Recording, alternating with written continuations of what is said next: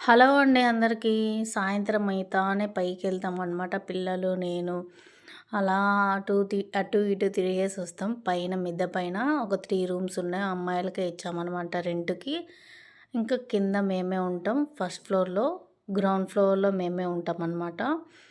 ఇలా పైకెళ్ళేసి అటు ఇటు చూస్తూ ఆ సన్‌రైజ్ అలా డౌన్ అవుతా ఉంటే చాలా బావుంటదనమాట చూడ్డానికి. సాయంత్రం పూట వ్యూ అయితే పైన పక్షులన్నీ పోతా ఉంటాయి. అలా కాఫీ తీసుకొని, అలా చూస్తూ తాగుతా ఉంటా అనమాట. ప్రశాంతంగా కాఫీ మాత్రం తాగడానికి పైకెళ్తాను. ఎంత పని చేసినా, ఎన్ని చేసినా కూడా ఇలా మనము పక్షుల్ని చూస్తూ, సాయంత్రం అయితానే పైన మేఘాలను చూస్తూ చల్లటి గాలి వస్తా ఉంటే చాలా బావుంటది ఫీల్ అయితే.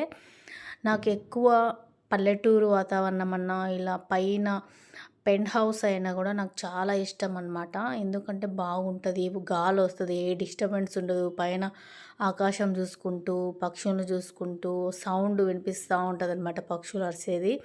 చాలా బావుంటది. నాకైతే చాలా హ్యాపీగా అనిపిస్తది. సాయంత్రం పూట అలా పైకెళ్ళి కాఫీ తాగితే నిజంగా నాకు చాలా ఇష్టం. మీలో ఎంతమందికి ఇష్టం ఇలా నాలాగా? మీరు కూడా ఇష్టపడితే తప్పకుండా లైక్ చేసి సబ్స్క్రైబ్ చేసుకోండి ఛానల్ని. మనము ఏదైనా ఒక సమస్య వచ్చినప్పుడు ఎవరికి చెప్పుకోవాలి అంటే దేవుడికి తప్ప పక్క వాళ్ళకి, ఇంట్లో వాళ్ళకి, ఫ్రెండ్స్‌కి ఎవ్వరికి చెప్పొద్దండి దయచేసి. ఎందుకంటే చెప్పడం వల్ల ఏమీ రాదండి. మనల్ని వాళ్ళు అర్థం చేసుకున్నా, చేసుకోకపోయినా మన విషయాలు మాత్రం ఎవ్వరికీ చెప్పుకోకూడదని మాత్రం నాకు అర్థమైంది. ఇదైతే చెట్టు అండి. ఇది ఏం చెట్టో తెలీదు. ఫ్లవర్స్ అయితే రోజు పూస్తాయి. ఇలా కనకాంబరం లాగుంటాయన్నమాట. చాలా బాగా ఫ్లవర్స్ అయితే ఉంటాయి. ఇప్పుడు సాయంత్రం అయింది కాబట్టి కొంచెం ముడుచుకుపోయి ఉన్నాయన్నమాట. సేమ్ కనకాంబరం ఫ్లవర్ లాగానే ఉంటాయి. మీలో ఎవరికన్నా ఈ చెట్టు పేరు తెలిస్తే తప్పకుండా కామెంట్ చేయండి.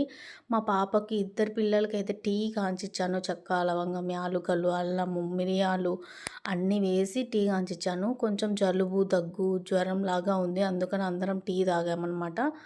పిల్లలకి నేను టీ లాగా కాంచిచ్చాను. తర్వాత నేను కాఫీ తెచ్చుకున్నా. చందమామ అయితే సాయంత్రం అయితానే వచ్చేసిందనమాట. చందమామ అనుకోకుండా చూసి ఇంక వీడియో అయితే స్టార్ట్ చేశాను. వీడియో నచ్చితే తప్పకుండా లైక్ చేసి సబ్స్క్రైబ్ చేసుకోండి.